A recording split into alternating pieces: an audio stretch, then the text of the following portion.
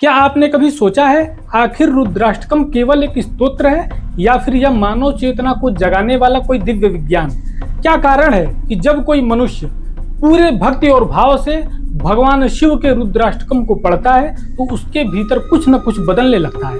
क्या सचमुच रुद्राष्टकम भय को साहस में, तनाव को शांति में और साधारण मनुष्य को शिवत्व की ओर ले जाने की शक्ति रखता है? आज के इस वीडियो में हम जानेंगे रुद्राष्टकम का संपूर्ण गूढ़ रहस्य, हर श्लोक का मनोवैज्ञानिक, आध्यात्मिक और जीवन बदल देने वाला अर्थ। वीडियो को अंत तक जरूर देखिए क्योंकि अंतिम श्लोक में छिपा है समर्पण का वह रहस्य जो सीधे शिव कृपा तक पहुंचाता है। इसके पहले श्लोक का अर्थ क्या है? मैं उन ईशान दिशा के अधिपति, सर्वशक्तिमान और सर्वव्यापी शिव को नमन करता हूँ जो स्वयं मोक्ष या परम शांति के साक्षात स्वरूप हैं।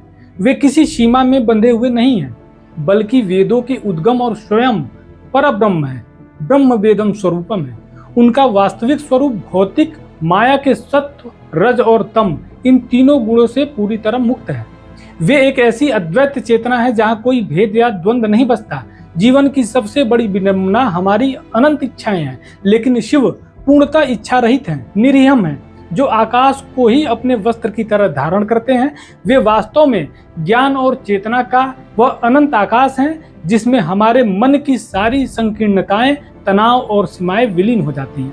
मैं उस अनंत चेतना को भजता हूँ। दूसरे श्लोक का अर्थ, मैं उन कैलाशपति के समक्ष नतमस्तक हूँ जिनका कोई भौतिक आकार नहीं है, जो सृष्टि की प्रथम ध्वनि ओम के उद्गम है। हमारा मन जागृत, स्वप्न और सुषुप्ति की उथल पुथल में उलझा रहता है, लेकिन शिव इन तीनों से परे तुरीय अवस्था में है। वह परम एकाग्रता और शांति जहां हमारी वाणी, हमारी सीमित बुद्धि और हमारी इंद्रियां पहुंची नहीं सकती। आधुनिक जीवन में समय और भविष्य का भय मनुष्य को सबसे ज्यादा थकाता है, लेकिन शिव महाकाल के भी काल हैं जो समय को भी अपने नियंत्रण में रखते हैं।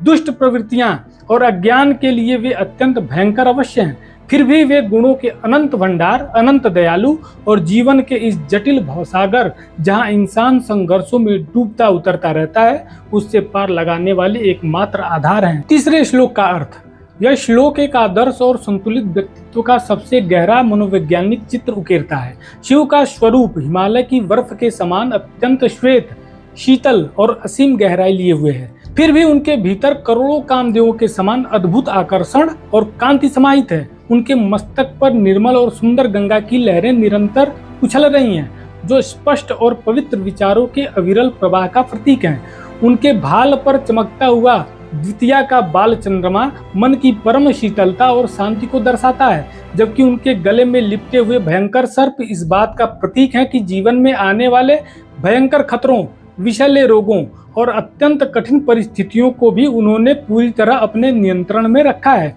उन्हें अपने मस्तिष्क तक नहीं पहुंचने दिया है। चौथे श्लोक का अर्थ, मैं उन सबके स्वामी और कल्याणकारी शिव का भजन करता हूं जिनके कानों में कुंडल निरंतर हिल रहे हैं, जिनकी भ्रुकुटी अत्यंत सुंदर और नेत्र असीम करुणा से भरे हुए विशाल हैं। नेतृत्व और आत्म संयम की इससे बड़ी पराकाष्ठा क्या होगी कि दुनिया भर की नकारात्मकता, आलोचनाओं और जीवन के सबसे कटु विष को अपने कंठ में रोककर वे नीलकंठ बन गए। उस विषैले तनाव को उन्होंने अपने भीतर उतरने नहीं दिया और इतना विष धारण करने के बाद भी उनका मुखमंडल हमेशा प्रफुल्लित और प्रसन्न रहता है। वे अत्यंत दयालु हैं जो बाहरी आडंबरों से मुक्त होकर सिंह की खाल का वस्त्र और मृत्यु के सत्य को स्वीकारते हुए मुंडों की माला धारण करते हैं, जो हमें सिखाता है कि पद और शक्ति का अहंकार क्षणभंगुर होता है। पांचवें श्लोक का अर्थ, व्यक्तिगत शक्ति और उस पर संयम का यह सबसे अद्भुत दर्शन है। शिव करोड़ों सूर्यों के समान ऊर्जावान, अत्यंत उग्र, सबसे श्रेष्ठ, महातेजस्वी और निर्भय तथा सर्वोपरि ईश्वर हैं। वे अविभाज्य और जन्म मृत्यु से परे हैं। उनके हाथों में जो त्रिशूल है वह जीवन के तीनों प्रकार के दुखों, दैहिक, दैविक और भौतिक, को जड़ से उखाड़ फेंकने की असीम क्षमता रखता है। लेकिन इतनी प्रचंड सत्ता और असीमित अधिकार होने के बावजूद माता भवानी के पति किसी भी भौतिक बल, धन या बुद्धि के वश में नहीं आते। वे केवल और केवल अपने सच्चे प्रेम, पवित्र भावनाओं और समर्पण से ही प्राप्त किए जा सकते हैं, जो यह सिद्ध करता है कि सर्वोच्च शक्ति हमेशा करुणा और सरलता के ही अधीन होती है। छठवें श्लोक का अर्थ, हे प्रभु, आप समय की गणनाओं और कलाओं की सीमाओं से पूरी तरह मुक्त साक्षात कल्याण के स्वरूप और सृष्टि के चक्र का अंत करने वाले हैं। आप अहंकार रूपी त्रिपुर असुर का नाश करने वाले हैं और यही कारण है कि आप सत्पुरुषों को हमेशा सच्चा आनंद प्रदान करते हैं। मानव जीवन के सारे दुख, कर्ज और असंतुलन की जड़ हमारी अनियंत्रित वासनाएं और इच्छाएं हैं। आप उन इच्छाओं के स्वामी कामदेव को भस्म करने वाले हैं। जब आप हमारे भीतर के अज्ञान और झूठे आकर्षणों का नाश करते हैं, तब हमें उस शुद्ध चेतना और परम आनंद के पुंज की प्राप्ति होती है। अतः हे प्रभु, मुझ पर अपनी कृपा दृष्टि कर प्रसन्न होइए। 7वें श्लोक का अर्थ। इस श्लोक में मानव जीवन की व्यर्थ भागदौड़ का अंतिम सत्य छिपा हुआ है। मनुष्य जीवन भर धन, पद और भौतिक साधनों में सुख खोजता है, लेकिन सत्य ये है कि जब तक मनुष्य माता पार्वती के स्वामी भगवान शिव के चरण कमलों में अपना पूर्ण समर्पण नहीं करता और उनका भजन नहीं करता, तब तक इस लोक में या मृत्यु के बाद परलोक में उसे न तो वास्तविक सुख मिल सकता है, न मन की शांति, और न ही उसके जीवन में कष्टों और संतापों का नाश हो सकता है। इसीलिए हे सभी जीवों के हृदय में निवास करने वाले परमेश्वर, आप मुझ पर प्रसन्न होइए, क्योंकि आप पर पूर्ण निर्भरता ही आधुनिक जीवन के हर भारी बोझ और तनाव से मुक्ति का एकमात्र मार्ग है। 8वें श्लोक का अर्थ। आध्यात्मिक और मानसिक यात्रा का सबसे ऊंचा शिखर वह है जहाँ व्यक्ति अपने ज्ञान और कर्म के सारे अहंकार को विसर्जित कर देता है। यह श्लोक उसी चरम अवस्था की पुकार है जहाँ भक्त स्वीकार करता है कि हे प्रभु, मैं न तो मन को साधने वाला कोई योग जानता हूँ, न कोई मंत्र जप और न ही कोई पूजा पाठ की विधि जानता हूँ। मैं तो बस हर समय और हर अवस्था में आपके सामने पूर्णतः नतमस्तक हूँ। बुढ़ापा, बार बार जन्म लेने का चक्र और जीवन भर के दुखों के पहाड़ से बुरी तरह झुलसते और तपते हुए, विपत्ति में घिरे हुए इस दास की हे ईश्वर, हे शंभो, आप ही रक्षा कीजिए, क्योंकि जब बुद्धि और क्षमताएं हार जाती हैं, तब केवल यही निर्मल पुकार हमें परम शांति तक ले जाती है। अब अंत में हम इसके फलश्रुति को जानते हैं कि इसका क्या फल है।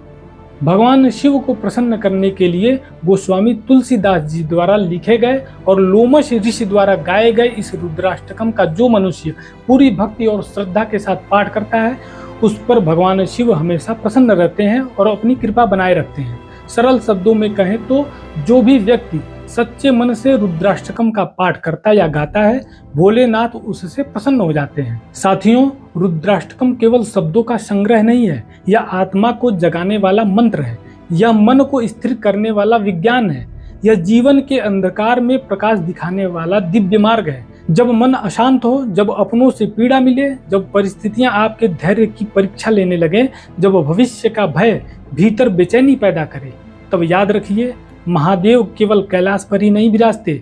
यदि आपका भाव सच्चा है तो वे आपके हृदय में भी उतनी ही गहराई से उपस्थित हैं। शिव हमें ये नहीं सिखाते कि जीवन में समस्याएं नहीं आएंगी। शिव हमें यह सिखाते हैं कि समस्याओं के बीच भी अडिग कैसे रहना है, अंधकार के बीच में रहते हुए भी स्वयं प्रकाश कैसे बनना है। इसीलिए जीवन में चाहे कैसी भी परिस्थिति आ जाए, अपने विश्वास को कभी मत टूटने दीजिए, अपने भीतर की पवित्रता को कभी मत मरने दीजिए और अपने हृदय से महादेव का नाम कभी मत विसारिए।